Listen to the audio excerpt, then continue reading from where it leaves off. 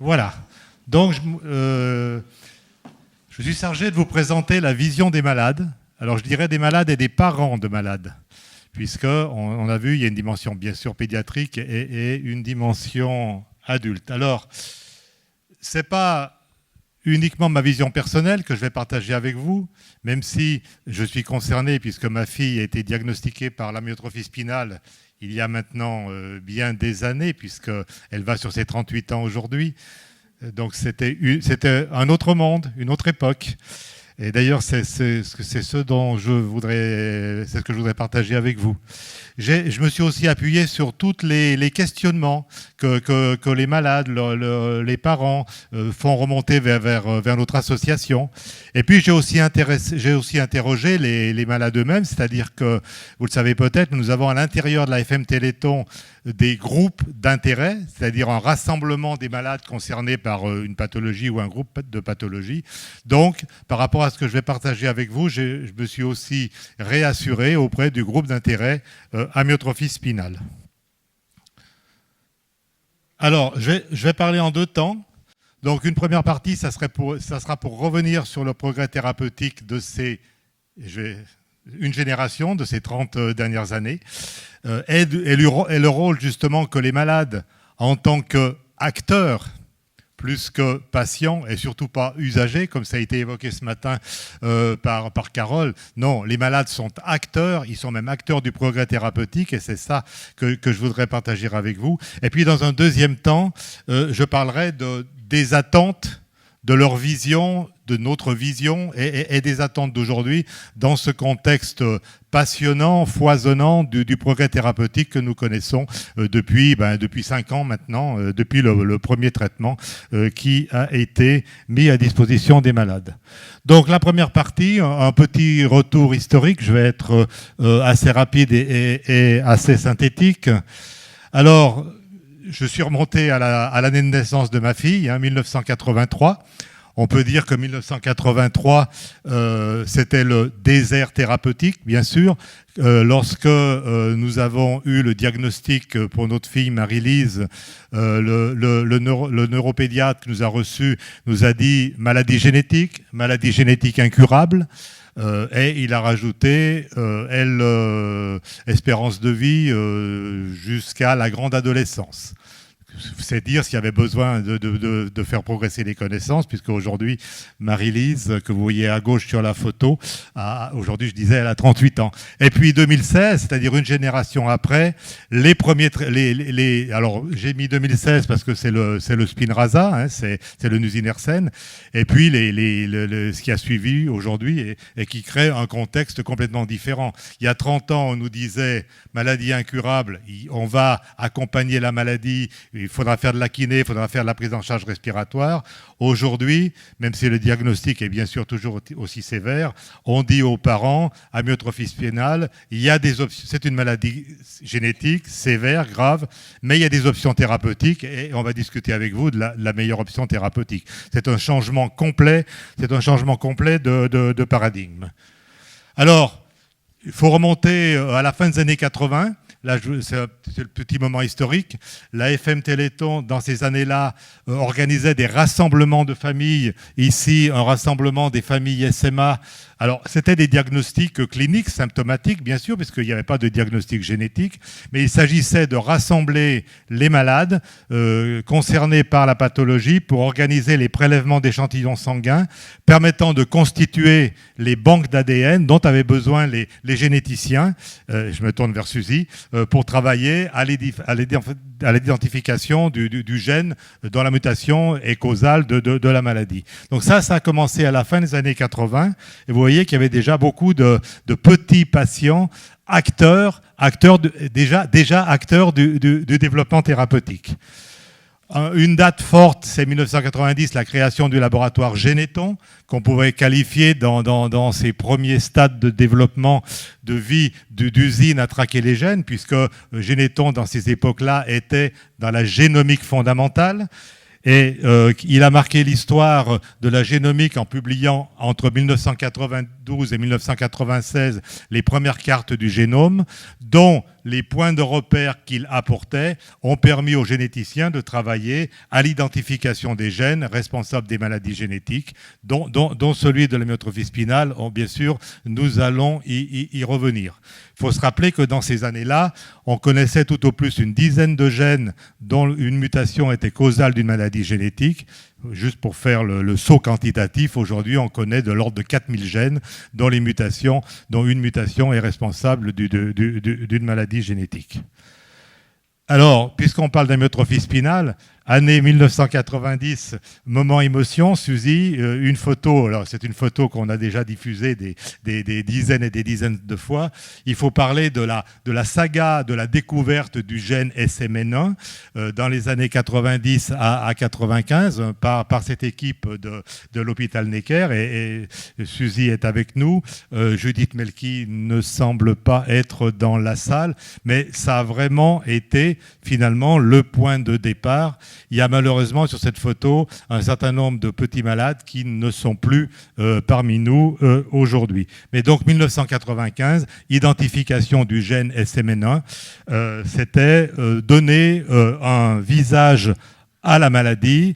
Et en effet, parce que le gène identifié, c'est la possibilité d'un conseil génétique, c'est la possibilité d'un diagnostic prénatal, c'est la possibilité d'un diagnostic préimplantatoire. Parfois, ce n'est pas forcément le cas de la myotrophie spinale, ça permet de mieux cibler la prise en charge.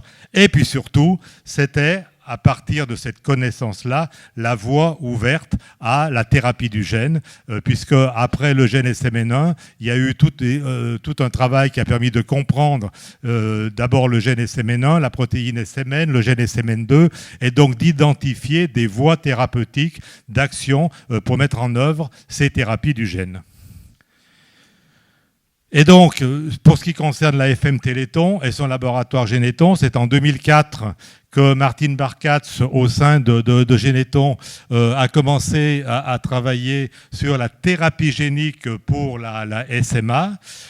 Et ces travaux ont donné lieu à des publications à la fin des années 2000, vers 2009-2010.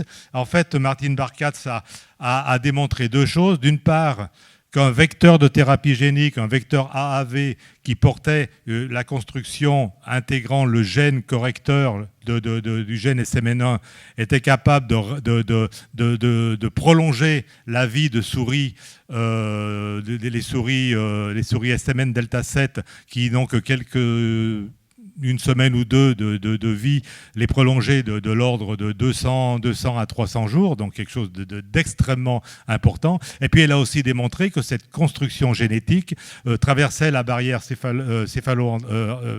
hémato-encéphalique et donc pouvait atteindre le motoneurone. Donc très important en termes de progression des connaissances. Évidemment, ces travaux ont été brevetés par Généthon et Généthon a déposé 2 brevets à partir de 2007, bien sûr avant la publication des travaux de Martine Barkatz.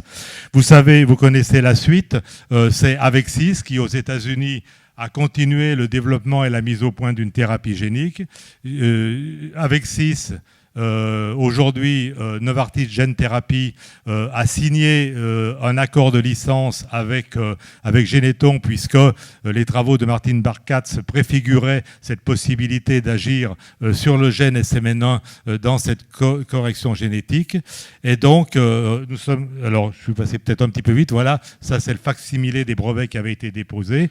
Et c'est donc en 2018 que cet accord a été signé avec Avexis, repris par Novartis Gene Therapy, et aujourd'hui, c'est pour ça que nous parlons du progrès thérapeutique, en 2019, l'arrivée de la thérapie génique du gène SMN1 grâce au développement clinique apporté par Avexis et continué par Novartis Gene Therapy.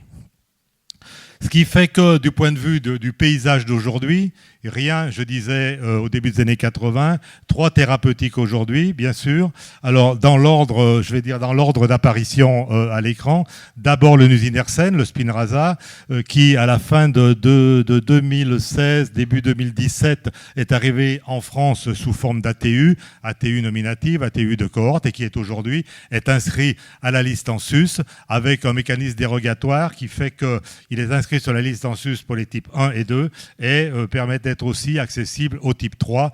Il y a eu, il faut bien le dire, un gros travail d'implication de l'AFM Téléthon pour convaincre les autorités réglementaires qu'il fallait élargir le spectre au type 3 au nom du continuum du mécanisme physiopathologique de la maladie. Donc aujourd'hui, bref, nous disposons du Spinraza.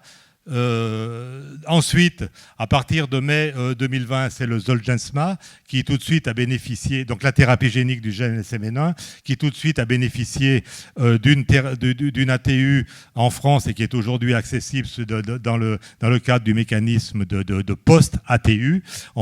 J'y reviendrai. Et puis, depuis mars 2021, le Risdiplam ou Evrysdi, donc qui lui bénéficie aujourd'hui a bénéficié d'une ATU, mais qui est une ATU un peu restrictive aujourd'hui, et je pense que les choses pourront évoluer rapidement, puisque c'est aujourd'hui, dès l'instant où il y a déjà un traitement de référence qui est le Spinraza, qui est autorisé et remboursé, l'ATU dont dispose le Risdiplam, c'est en cas d'échec, d'intolérance ou d'impossibilité d'administration par rapport aux alternatives thérapeutiques qui sont disponibles. Toutes ces thérapies du gène, c'est pour ça que j'ai fait cette petite histoire, n'existeraient pas aujourd'hui s'il n'y avait pas eu l'approfondissement des connaissances fondamentales au niveau du mécanisme génétique de la maladie, donc l'identification de la mutation responsable et la possibilité d'agir soit sur le gène SMN1, soit sur le gène SMN2. Voilà, c'est là que je dois appuyer. Alors, ce petit rappel historique et aussi de l'implication de l'AFM Téléthon dans le domaine étant fait, où en sont aujourd'hui les patients et comment ils vivent le progrès thérapeutique, cette période complètement fantastique que nous vivons. Alors, j'ai mis ici à l'écran un certain nombre de questionnements que se posent les patients. Bon, sans trop insister, il y a quand même des questions qui se posent sur les risques d'effets secondaires sévères, ont été évoqués. Au-delà d'être évoqué, ça a correspondu à des situations cliniques avérées, des risques, par exemple, de microangiopathie thrombotique avec la thérapie génique. On n'en parle plus aujourd'hui, mais il y a eu un épisode où il y a eu plusieurs cas d'hydrocéphalie avec les ingestions intratécales du nusinersen. Des questions sont posées par rapport à des essais précliniques sur modèle animal, sur l'impact que pourrait avoir le Risdiplam sur la fertilité. Bon, tout ceci n'empêche pas les patients d'être avides de pouvoir accéder à ces thérapeutiques, mais de temps en temps, ça pose des questions. Il ne faut pas perdre de vue que ces thérapeutiques, on a peu de recul finalement sur ces thérapeutiques, que les essais qui ont été conduits, quelle que soit la thérapeutique qu'on envisage parmi les trois, sont des thérapeutiques, et c'est souvent le cas dans les maladies rares, qui ont été mises au point sur des effectifs relativement limités. Donc le recul est aussi limité. C'est la raison pour laquelle je me suis appuyé sur cette publication qui date de 2020, ou sur lequel je crois que Susanna y avait participé, entre autres. Un consensus a été établi entre les cliniciens européens sur l'ardente obligation de continuer à agréger les références dans le suivi à moyen et long terme des patients, que ce soit en termes d'efficacité ou en termes de safety. Et donc, sur toutes ces questions-là, c'est très important que, et notamment en France, je me tourne vers Susanna, avec la base de données, que la base de données SMA France puisse collecter le suivi long terme des patients, parce que il faut continuer à consolider les références, tant, encore une fois, pour des questions de sécurité d'utilisation que sur les questions d'efficacité. Des interrogations sur l'accès au traitement pédiatrique. Je me suis ici appuyé sur une communication que Claude Cancès a faite aux journées neuromusculaires de Nice, c'était au mois de septembre, où il a fait le bilan des RCP pédiatriques pour l'accès aux thérapeutiques. Et vous voyez que sur 66 cas, si vous regardez le petit tableau en dessous, sur 66 cas de bébés ou jeunes enfants atteints de SMN1 dont les situations ont été présentées à la RCP pédiatrique, il y en a 28 pour lesquels il y a eu une prescription de thérapie génique. 26 sont vivants aujourd'hui. Il y en a 9 qui ont eu une prescription d'un splicing modifier, donc soit le nusinersen, soit le risdiplam. Sur ces 9, il y en a 8 qui sont vivants aujourd'hui, mais, il y en a 29 qui sont sortis de la RCP avec une prescription, avec une absence de prescription thérapeutique, les cliniciens ayant jugé que la maladie était trop installée, trop avancée pour qu'on puisse attendre une efficacité. Et donc ça renvoie à la capacité de notre système de santé sur le diagnostic précoce, parce qu'effectivement, souvent, au moment où le nourrisson arrive où le bébé ou le jeune enfant arrive dans un centre spécialisé, un centre de référence, eh bien, la maladie est déjà avancée. Je dirais, ce que peut apporter la thérapeutique est mise en question. Donc nous, en tant qu'association de malades, en tant que malades, c'est quelque chose d'insupportable. Alors j'imagine que pour les cliniciens aussi, savoir qu'il existe des thérapeutiques et que si le diagnostic avait eu lieu beaucoup plus tôt, on aurait changé le destin. Alors, je ne suis pas en train de dire qu'on les aurait tous guéris. Je connais bien les limites des thérapeutiques actuelles. Mais on aurait certainement changé le destin de la majorité d'entre eux. Et le fait qu'on en soit dans cette situation-là, il y a quelque chose qui est éthiquement insupportable, fondamentalement. Il y a aussi, alors, dans ce contexte-là, je sais qu'il y a aussi des situations où parfois un cas va être très débattu dans la RCP. Et ça, c'est compliqué à accepter. C'est-à-dire que, imaginons qu'il y ait 15 cliniciens dans la RCP, de se dire que peut-être il y en a 6 qui sont pour un traitement et qu'il y en a 8 qui sont plutôt opposés au traitement et qu'il aurait suffi qu'il y en ait un de plus ou qu'il y en ait un qui soit absent pour changer le résultat de la RCP. Et c'est pour ça que moi, j'affirmerais bien que quand c'est débattu, quand vraiment il y a du débat, eh ben, même s'il y a un peu plus qui pensent que le traitement ne sera pas efficace et un peu moins qui pensent qu'il sera efficace, il faut basculer vers le traitement. Je pense que sinon les familles alors je sais que ça peut porter à discussion. Il y a même des situations où une maman me dit, lorsque j'ai vu mon clinicien, il m'a dit, votre enfant, on va lui proposer la thérapie génique. Et qu'après la RCP, le clinicien est revenu vers la maman en disant on ne peut pas lui proposer la thérapie génique parce que le consensus n'a pas porté vers... Et ça, vous imaginez bien, pourquoi je dis ça? C'est parce que les familles ont tendance à survaloriser la thérapie génique par rapport à ce que peut apporter les modificateurs d'épistage. Or, les résultats cliniques montrent que selon les situations, c'est pas si évident que ça.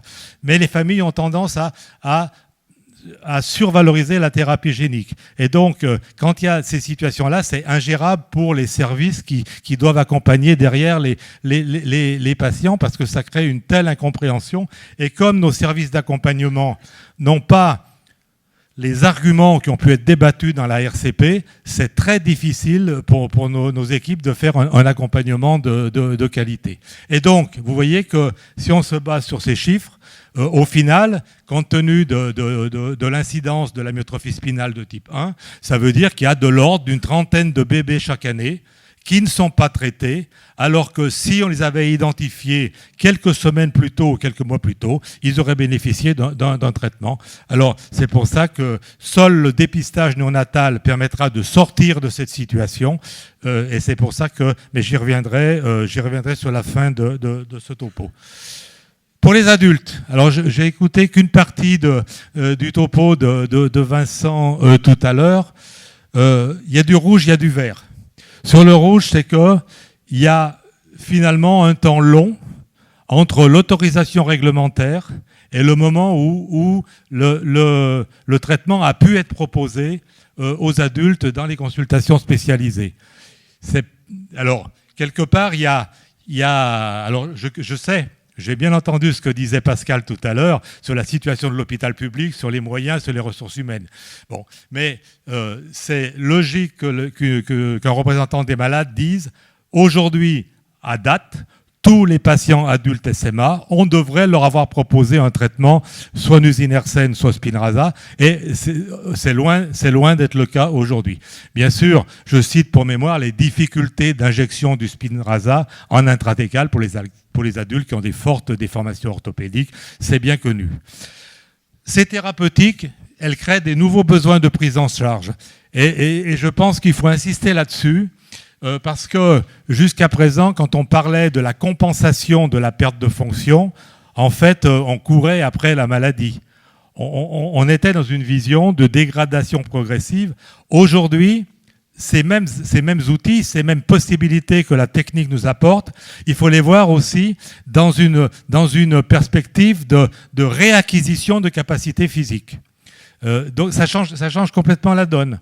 Ça change la donne. C'est ainsi que les appareillages, n'est-ce pas, Élise et Nadine, les appareillages qui peuvent exister, que ce soit pour les membres supérieurs ou que ce soit pour les membres inférieurs, il faut aujourd'hui les replacer dans une vision de reconquête de capacités physiques. C'est important. Donc, jusqu'à évoquer la possibilité de remettre debout des patients qui étaient au fauteuil. Alors, je sais très bien qu'on ne les remettra pas tous debout. Et bien sûr, les dégâts causés par la maladie, ils sont là, ils ont été causés. Il faut donc multiplier les solutions de rééducation à l'hôpital, en salle, à domicile. Enfin, la balnéothérapie, qui est quelque chose de formidable, mais on sait combien il est difficile en France d'accéder à des situations, à des centres de balnéothérapie. Et puis, comme ça a déjà été dit, donc j'insiste pas, les besoins nouveaux qui peuvent être générés par ces nouvelles thérapeutiques du côté de la kinésithérapie et de l'ergothérapie, sans oublier les problématiques antérieures qui sont toujours aussi prégnantes, comme la problématique des aidants, qui sont toujours aidants. On est tous conscients que les thérapeutiques de rupture dont on parle ne veulent pas dire la guérison de la maladie. Alors, de nouvelles pistes à explorer. Les patients sont très impatients, sont très questionneurs par rapport à un certain nombre d'idées. Bon, d'abord, passer d'un traitement à un autre. C'est des choses. Le switch, par exemple, entre le Spinraza et le Risdiplam. Bon, ce qui se fait. Mais enfin, il y a un certain nombre de questions qui sont posées. Les combinaisons. Combiner la thérapie génique du gène SML1 avec, puis un traitement modificateur d'effissage. Par exemple, comme la thérapie génique met du temps à être efficace au niveau du motoneurone, pourquoi ne pas commencer par quelques doses de charge d'un modificateur d'épissage qui sera efficace plus rapidement. Si on prend par exemple le Spinraza, il sera directement injecté au niveau de la moelle épinière, suivi de la thérapie génique. Lorsqu'un bébé a peut-être les premiers signes d'insuffisance respiratoire, ça peut être une stratégie qui peut... Encore faut-il le consolider par des résultats cliniques. Il y en a quelques-uns qui ont été publiés, mais ça reste des études de cas. Ou bien la thérapie génique suivie d'un modificateur d'épissage. Quelle quantité de protéines est suffisante? Est-ce qu'il y a des effets de seuil pour traiter la maladie? Parce que finalement, que ce soit la thérapie génique ou le modificateur d'épissage, on fait de la protéine SMN dans les deux cas. Et donc, est-ce qu'il n'y a pas, par exemple, des risques de toxicité qui seraient liés à un excès? C'est des questions qu'il faudra adresser. Combiner un traitement du gène avec un traitement de renforcement de la fonction musculaire. Aujourd'hui, c'est quelque chose qui est dans la tête de beaucoup. Alors, il y a des solutions, il y a des candidats médicaments qui sont d'ores et déjà en essai clinique. J'en ai cité 3 pour ceux, ou qui vont l'être très rapidement. J'en ai cité 3 pour ceux qui... les 2 premiers sont déjà en essai clinique, le 3e va l'être très, très, très prochainement. Donc, un traitement de renforcement de la fonction musculaire. On sait qu'il y a aussi une dimension musculaire dans la myotrophie spinale. Mais aussi l'exercice musculaire adapté. Je pense que Vincent l'a évoqué tout à l'heure. C'était aussi sous-jacent dans les propos de Carole Vuillot ce matin. un exercice musculaire adapté pour accompagner la thérapeutique. Et il y a des résultats qui ont été publiés dans ce domaine. Donc tout ceci change un petit peu la vision de la maladie.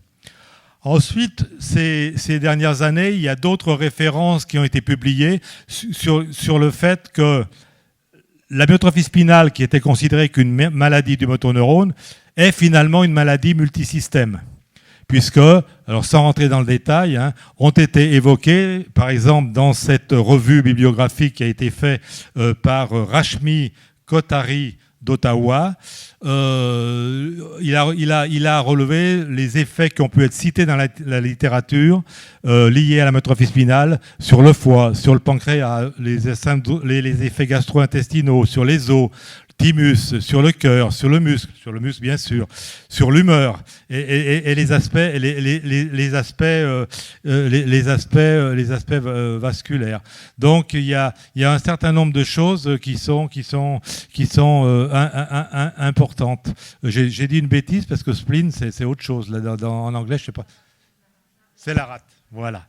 Excusez-moi pour la petite erreur. Voilà. Et puis surtout, c'est pas parce qu'on a accédé à un traitement que tout est terminé. Donc il ne faut pas non seulement pas négliger, mais voir il faut renforcer la prise en charge clinique des effets de la maladie, la prise en charge de base, la prise en charge sur les aspects symptômes, c'est-à-dire c'est les soins kinés, on en a déjà parlé, c'est la surveillance, la prise en charge respiratoire, c'est l'orthopédie, on a entendu ce matin le professeur Milady qui nous en parlait, la santé osseuse, le suivi cardiaque, la nutrition, les problèmes de constipation, de douleur, de sommeil, de podologie, la déformation des pieds est quelque chose de très important. Donc, et puis aussi tous les aspects de suivi de santé qui sont hors impact SMA, mais qui sont néanmoins réels. Bon, j'accélère parce que je crois que mon temps était... J'ai juste... Dernier point. J'ai dit qu'on reparlerait du dépistage néonatal. Bien sûr, le dépistage néonatal, pour les raisons que j'ai évoquées tout à l'heure, les patients, les familles l'attendent, je dirais, de façon très forte. Bon, sans rentrer dans le détail, j'ai cité quelques références bibliographiques pour les 3 produits approuvés. Cliniquement, je crois qu'il fait totalement consensus aujourd'hui. Les publications ont été faites que les effets les plus significatifs sont démontrés chez les patients en pré-symptomatique. Et d'ailleurs, les 3 sociétés pharma, Biogen, Avexis Novartis et puis Roche, ont toutes mis en place un essai de traitement en pré-symptomatique, l'essai Nurture de Biogen, l'essai Sprint d'Avexis Novartis, l'essai Rainbow Fish de Roche, qui, s'ils n'ont pas donné lieu encore, selon ces essais à des publications, certains ont publié, d'autres non, ont au moins été présentés dans différents congrès et qui montrent des améliorations. C'est la véritable fenêtre d'efficacité thérapeutique de ces thérapeutiques. Ce qui est facile à comprendre, c'est la mutation entraîne la mort du motoneurone, la mort du motoneurone entraîne la perte de fonction. Si on intervient avant la mort du motoneurone et que l'on prévient la mort du motoneurone, on va interrompre le mécanisme de la pathologie. Donc le dépistage néonatal de la SMA, oui, ça avance, mais pas encore en France. J'ai pris dans un article qui a été publié dans Neuromuscular Disorder par Tamara Ganguloff un petit point de situation. Il y a aujourd'hui 9 pays dans le monde où, à titre complètement développé, c'est le cas de Taïwan, ou à titre de pilote qui deviendra assez vite dans certains pays complètement déployé dans le système de santé. Donc 9 États où le dépistage néonatal de la SMA existe, donc l'Allemagne, la Belgique, l'Australie, l'Italie, la Russie, le Canada, le Japon. Tous ces pays ont commencé par un pilote régional. C'est pas vieux, hein. Taïwan, c'était 2014. Les USA, c'est 2016. Je crois qu'il y a aujourd'hui 18 États américains dans lesquels le dépistage néonatal de la SMA est pratiqué. Et puis, plus récemment pour les autres, au bilan de ces 9 pays, 3 millions de nouveau-nés ont été screenés génétiquement et 288 cas de SMA ont pu être dépistés, ce qui donne une incidence qui n'est pas tout à fait celle qu'il y a dans la littérature. On n'est pas très loin, on est de 1 sur 12 000 dans cette population-là. Au niveau européen, mais Marie-Christine Houillade doit en parler demain, il y a une alliance qui s'est créée autour de SMA Europe qui s'appelle European Alliance for Newborn Screening in SMA. L'idée étant d'accélérer la possibilité de développer le dépistage néonatal un petit peu partout en Europe. Et pour en terminer, pour la France, nous travaillons à un pilote qui doit être déployé dans 2 grandes régions de France, la région Grand Est et la Nouvelle-Aquitaine. Un consortium a été mis en place qui réunit le CHU de Bordeaux, le CHU de Strasbourg, la FM Téléthon, la filière Filnemus. Je vous ai cité ici un certain nombre des acteurs de ce projet qui est hyper urgent. Alors pourquoi c'est nécessaire de faire un pilote ? Parce que pour convaincre les autorités françaises, il faut démontrer, non pas que c'est efficace de traiter très tôt, mais il faut démontrer la faisabilité et puis le rapport qualité-prix que représente la mise en œuvre du dépistage néonatal. Donc nous allons mettre en place ce pilote. On a quelques difficultés budgétaires et je me tourne vers la société Pharma dont on compte sur l'aide qu'elle pourrait nous apporter. Certaines se sont déjà prononcées, d'autres non. Mais ce pilote sur 2 ans, c'est quand même un budget de 5 millions d'euros sur ces 2 ans qu'il faut réunir. Et donc notre objectif, c'est de commencer au premier trimestre de l'année prochaine, au premier trimestre 2022. Et pour cela, le dossier a été déposé, je crois que c'est aujourd'hui qu'il est déposé, devant un CPP, Comité de protection des personnes, puisque ces pilotes sont conduits comme une étude dite RIPH3, c'est-à-dire sans intervention, mais ça relève quand même d'une étude clinique, donc il fallait passer devant un CPP et le dossier a été déposé aujourd'hui. Voilà. Et donc ce dépistage néonatal, compte tenu des difficultés évoquées sur le fait qu'au final, il y a 40% des bébés de SMA de type 1 qui aujourd'hui ne bénéficient pas de ce progrès thérapeutique pour les raisons évoquées tout à l'heure. Il faut vraiment mettre en place ce dépistage néonatal pour changer la donne. Ce progrès thérapeutique, c'est sur de nouveaux médicaments, mais c'est aussi toute une organisation du système de santé pour sa mise en œuvre dans des conditions optimisées. Voilà. Je vous remercie de votre attention. Et puis s'il y a peut-être 1 ou 2 questions, si je n'ai pas trop abusé de votre temps. Un grand merci. Par contre, je vais être obligée de limiter à une seule question parce qu'on a pris du retard déjà. Enfin, si quelqu'un veut intervenir dans la salle.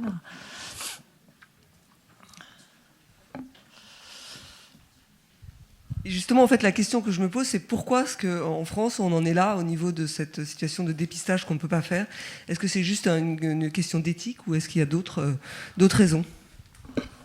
Déjà, le système de dépistage néonatal français, il revient de loin, puisqu'il a été profondément réorganisé ces toutes dernières années. Maintenant, on va dire qu'il est mieux organisé avec un centre national du dépistage néonatal, des centres régionaux de dépistage néonataux.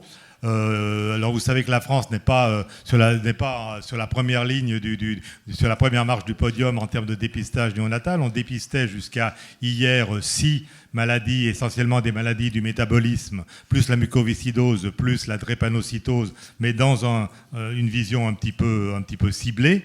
Il y a le déficit en MCAD qui va être rajouté, ce qui est un vrai scandale français parce que la HAS s'est prononcée il y a 10 ans sur la pertinence du déficit en MCAD pour le dépistage néonatal. Il aura fallu 10 ans pour qu'il soit déployé dans le système de santé français. Il y a d'autres maladies du métabolisme qui vont être ajoutées au système de dépistage néonatal français.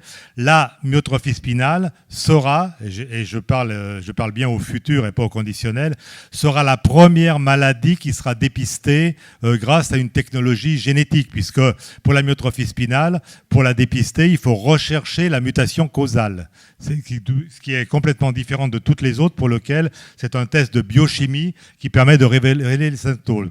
Et donc, on a travaillé dans le cadre de la modification des lois de bioéthique, la révision des lois de bioéthique qui a duré 3 ans depuis 2018.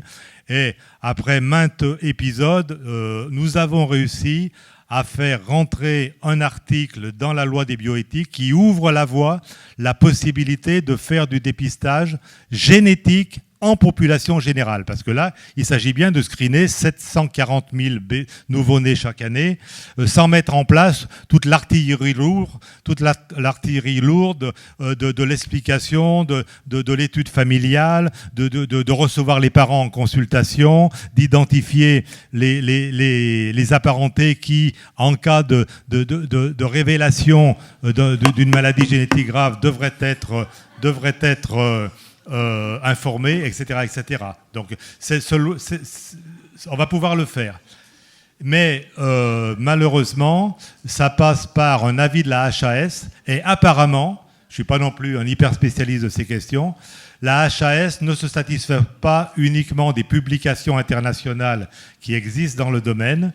La HAS a besoin qu'on lui démontre la faisabilité et le rapport qualité-prix dans le cadre du système de santé français. Bon, il faut bien dire que ce n'est pas si évident que ça. 740 000 bébés, si vous faites un petit peu le calcul, j'avais fait le calcul, c'est 8 tests génétiques par minute à l'échelle France. 8, donc il y a toute une infrastructure à mettre en place.